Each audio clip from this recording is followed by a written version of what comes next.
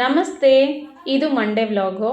ಮನೆಯಲ್ಲಿ ಮಕ್ಕಳು ಮತ್ತು ನಾವು ಹೆಲ್ದಿಯಾಗಿರಬೇಕು ಅಂದರೆ ಒಂದು ಸ್ವಲ್ಪ ಎಕ್ಸ್ಟ್ರಾ ಎಫರ್ಟ್ನ ಹಾಕಲೇಬೇಕಲ್ವಾ.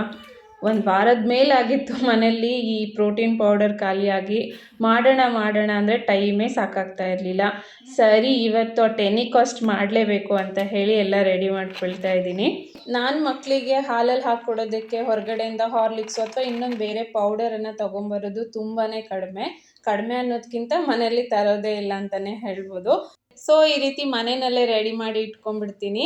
ಇದರಲ್ಲಿ ಪ್ರಿಸರ್ವೇಟಿವ್ ಇರುತ್ತೆ ಅಥವಾ ಸಕ್ಕರೆ ಇರುತ್ತೆ ಅನ್ನೋ ಟೆನ್ಷನ್ ಇರೋದಿಲ್ಲ, ಜೊತೆಗೆ ಹೆಲ್ದಿಯಾಗೂ ಇರುತ್ತೆ.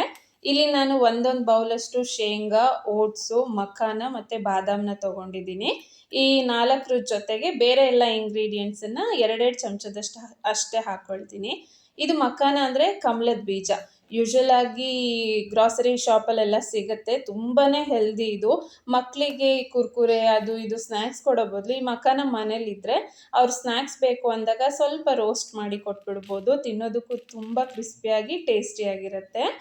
ಇಲ್ಲಿ ಈ ಪ್ಲೇಟಲ್ಲಿ ನಾನು 2 ಚಮಚದಷ್ಟು ವಾಟರ್ಮೆಲನ್ ಸೀಡ್ಸ್ ಅಂದರೆ ಕಲ್ಲಂಗಡಿ ಬೀಜ ತೊಗೊಂಡಿದ್ದೀನಿ, 2 ಚಮಚದಷ್ಟು ಕುಂಬಳಕಾಯಿ ಬೀಜ ತೊಗೊಂಡಿದ್ದೀನಿ, ಹಾಗೆ 2 ಚಮಚದಷ್ಟು ಈ ಸೂರ್ಯಕಾಂತಿ ಬೀಜ ತೊಗೊಂಡಿದ್ದೀನಿ. ಅದ್ರ ಜೊತೆ 2 ಚಮಚ ಅಗಸೆ ಬೀಜ, ಫ್ಲಕ್ಸ್ ಸೀಡ್ಸ್ ಅಂತಾರಲ್ವ, ಅದನ್ನು ತೊಗೊಂಡಿದ್ದೀನಿ. ಹಾಗೆ 2 ಚಮಚದಷ್ಟು ಚಿಯಾ ಸೀಡ್ಸು. ಇನ್ನು ಗೋಡಂಬಿ ಒಂದು ಸ್ವಲ್ಪ 2 ಏಲಕ್ಕಿ ಕೂಡ ಹಾಕ್ಕೊಂಡಿದ್ದೀನಿ. ಇದ್ರ ಜೊತೆ ಸ್ವಲ್ಪ ವಾಲ್ನಟ್ಟು ಮತ್ತು ಪಿಸ್ತಾ ಕೂಡ ಹಾಕ್ಬೋದು. ಇವತ್ತು ಮನೆಯಲ್ಲಿ ಖಾಲಿ ಆಗಿತ್ತು. ಆ್ಯಕ್ಚುಲಿ ಅದೆರಡು ತೊಗೊಂಡು ಬಂದಮೇಲೆ ಮಾಡೋಣ ಅಂತ ಅಂದ್ಕೊಂಡಿದ್ದೆ. ಸೊ ಹೊರಗಡೆ ಹೋಗೋದಾಗಲಿಲ್ಲ, ಇದನ್ನ ಮಾಡೋದಾಗಲಿಲ್ಲ ಅಂತ ಎಷ್ಟೊಂದು ದಿನ ಹಿಂಗೆ ಹೋಗ್ಬಿಡ್ತಲ್ವ. ಸರಿ, ಇವತ್ತು ಟೆನಿಕಾಸ್ಟ್ ಮಾಡಿಬಿಡೋಣ, ಅದೆರಡು ಇಲ್ಲದೆ ಇದ್ದರೆ ಏನು ಅಂತ ಹೇಳಿ ನಾನೀಗ ರೆಡಿ ಮಾಡ್ಕೊಳ್ತಾ ಇದ್ದೀನಿ. ಸೊ ಎಲ್ಲದನ್ನು ಒಂದು 2 ನಿಮಿಷದಷ್ಟು ಈ ರೀತಿ ಡ್ರೈ ರೋಸ್ಟ್ ಮಾಡ್ಕೋಬೇಕು. ಸ್ವಲ್ಪ ಅದರಲ್ಲಿರುವಂಥ ತೇವಾಂಶ ಏನಾದರೂ ಇದ್ದರೆ ಅದೆಲ್ಲ ಹೋದರೆ ಸಾಕು. ಹಾಗೆ ಕ್ರಿಸ್ಪಿಯಾಗೂ ಆಗುತ್ತಲ್ವ, ಬೇಗ ಪೌಡರ್ ಆಗುತ್ತೆ. ಈಗ ಬಾದಾಮ್ ಕೂಡ ಚೆನ್ನಾಗಿ ರೋಸ್ಟ್ ಆಗಿದೆ. ಇದನ್ನು ಕೂಡ ಮಖಾನದ ಜೊತೆನೇ ತೆಗಿತಾ ಇದ್ದೀನಿ. ಆದರೆ ಶೇಂಗಾ ಮತ್ತು ಗೋಡಂಬಿನ ನಾವು ಸಪ್ರೇಟಾಗಿ ರೋಸ್ಟ್ ಮಾಡಿ ತೆಗೆದಿಟ್ಕೋಬೇಕು. ಎಲ್ಲದ್ರ ಜೊತೆಗೇ ಹಾಕಿ ಪೌಡರ್ ಮಾಡಿಬಿಟ್ರೆ ಮೆತ್ತಗೆ ಪೇಸ್ಟ್ ಥರ ಆಗಿಬಿಡುತ್ತೆ. ಸೊ ಅದಕ್ಕೆ ಇದನ್ನು 2 ಸಪ್ರೇಟಾಗಿ ನಾನು ತೆಗೆದಿಟ್ಕೊಳ್ತಾ ಇದ್ದೀನಿ. ಅದಾದಮೇಲೆ ಉಳಿದಿರೋ ಇಂಗ್ರೀಡಿಯೆಂಟ್ಸ್ಗಳನ್ನೆಲ್ಲ ಲೈಟಾಗಿ ರೋಸ್ಟ್ ಮಾಡಿಕೊಂಡು ಮಖಾನದ ಜೊತೆನೇ ತೆಗೆದಿಡ್ತೀನಿ. ಇನ್ನು ಇಲ್ಲಿ ನಾನು ಯೂಸ್ ಮಾಡ್ತಾ ಇರೋದು ರೋಲ್ಡ್ ಓಟ್ಸು. ಇದನ್ನು ನಾನು ಆನ್ಲೈನಲ್ಲಿ ತರಿಸಿದ್ದೆ. ಹಾಗೆ ಸೂಪರ್ ಮಾರ್ಕೆಟ್ಗಳಲ್ಲೂ ಕೂಡ ಸಿಗುತ್ತೆ. ಒಂದು ವೇಳೆ ಸಿಕ್ಕಿಲ್ಲ, ಹೇಗೆ ಪರ್ಚೇಸ್ ಮಾಡಬೇಕು ಅಂದರೆ ನಾನು ವಿಡಿಯೋ ಕೆಳಗಡೆ ಡಿಸ್ಕ್ರಿಪ್ಷನಲ್ಲಿ ಮಖಾನದ್ದು, ಓಟ್ಸ್ದು ಹಾಗೆಯೇ ಈ ಸೀಡ್ಸ್ಗಳದ್ದು ಲಿಂಕ್ ಕೊಟ್ಟಿರ್ತೀನಿ. ನಿಮ್ಗೆ ಇಂಟ್ರೆಸ್ಟ್ ಇದ್ದರೆ ಅಲ್ಲಿಂದ ಕೂಡ ಪರ್ಚೇಸ್ ಮಾಡ್ಬೋದು. ಸೊ ಎಲ್ಲದನ್ನು ಈ ರೀತಿ ಈಗ ಡ್ರೈ ರೋಸ್ಟ್ ಮಾಡಿಕೊಂಡು ಇದ್ರ ಜೊತೆ ತೆಗೆದಿಟ್ಕೊಂಡು ಸ್ವಲ್ಪ ಇದನ್ನು ತಣ್ಣಗಾಗೋದಕ್ಕೆ ಬಿಡ್ತೀನಿ. ಒಂದು 5ರಿಂದ 10 ನಿಮಿಷ ಆದರೆ ಸಾಕು. ಚೆನ್ನಾಗಿ ತಣ್ಣಗಾದ್ಮೇಲೆ ಪೌಡರ್ ಮಾಡಿದ್ರೆ ಚೆನ್ನಾಗಿ ಪೌಡರ್ ಆಗುತ್ತೆ. ಸರಿ, ಇದು ಸ್ವಲ್ಪ ತಣ್ಣಗಾಗೋಷ್ಟರಲ್ಲೇ ನನ್ನ ದೊಡ್ಡ ಮಗ ಸ್ಕೂಲಿಂದ ಕೂಡ ಬಂದಿದ್ದ. ಅವನಿಗೆ ಏನಾದರೂ ಸ್ವಲ್ಪ ತಿನ್ನಿಸ್ಬಿಟ್ಟು ಆಮೇಲೆ ಕಂಟಿನ್ಯೂ ಮಾಡೋಣ ಅಂತ ಅಂದ್ಕೊಂಡೆ. ಆದರೆ ಅವನಿಗೆ ಇವತ್ತು ಯಾಕೋ ಏನು ತಿನ್ನೋ ಮೂಡಿರಲಿಲ್ಲ. ಅಮ್ಮ ನನಗೆ ಪ್ಲೀಸ್ ಜ್ಯೂಸ್ ಮಾಡಿಕೊಡು ಅಂತ ಕೇಳ್ತಾ ಇದ್ದ. ಸರಿ ಆಯಿತು, ಅವನ ಕಡೆನೇ ಮಾಡಿಸೋಣ, ಅವನಿಗೂ ಇಷ್ಟ ಆಗುತ್ತೆ ಅಂತ ಹೇಳಿ ನಾನಿಲ್ಲಿ ಫಸ್ಟ್ ಆ್ಯಪಲ್ನೆಲ್ಲ ಕಟ್ ಮಾಡಿಕೊಡ್ತಾ ಇದ್ದೀನಿ. ಸೊ ಇಬ್ಬರು ಕೂಡ ವೇಯ್ಟಿಂಗ್ ಅದಕ್ಕೋಸ್ಕರನೇ.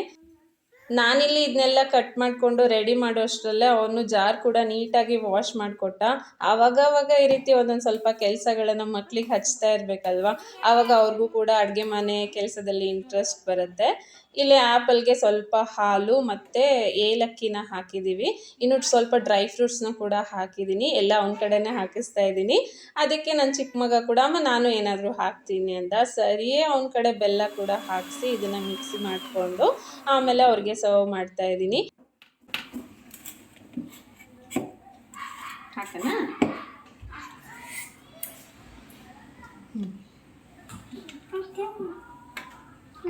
ಅಲ್ಲ ಹೇಳು, ನಾನು ಹಾಕ್ತೀನಿ, ನೀನಿಂದ ಸರಿ.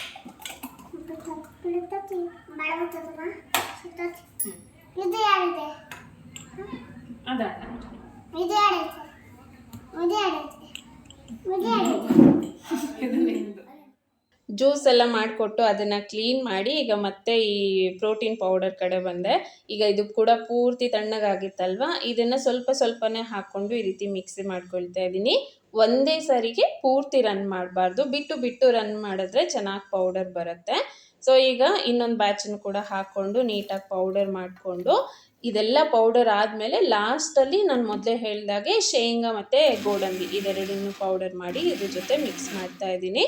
ಸ್ವಲ್ಪ ಏನಾದರೂ ಗಟ್ಟಿ ಅನ್ನಿಸ್ತು ಅಥವಾ ಮೆತ್ತಗೆ ಅನ್ನಿಸ್ತು ಅಂದರೆ ಸ್ವಲ್ಪ ಲಾಸ್ಟಲ್ಲಿ ಇನ್ನೊಂದು ಸಾರಿ ಎಲ್ಲ ಹಾಕಿದ್ಮೇಲೆ ಜಸ್ಟ್ ಉಲ್ಟಾ ರನ್ ಮಾಡಿದ್ರೆ ಆಯಿತು, ಚೆನ್ನಾಗಿ ಮಿಕ್ಸಿ ಆಗಿಬಿಡುತ್ತೆ, ಅಂದರೆ ಮಿಕ್ಸ್ ಆಗಿಬಿಡತ್ತೆ.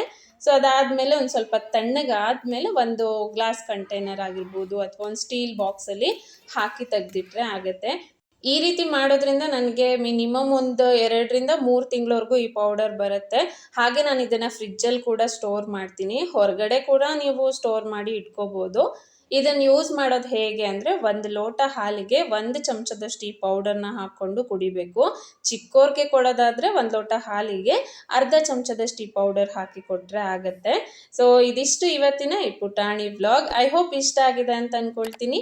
ಇಷ್ಟ ಆದರೆ ವಿಡಿಯೋನ ಲೈಕ್ ಮಾಡಿ, ಹಾಗೆ ಚಾನಲನ್ನು ಸಬ್ಸ್ಕ್ರೈಬ್ ಮಾಡಿ. Thank you.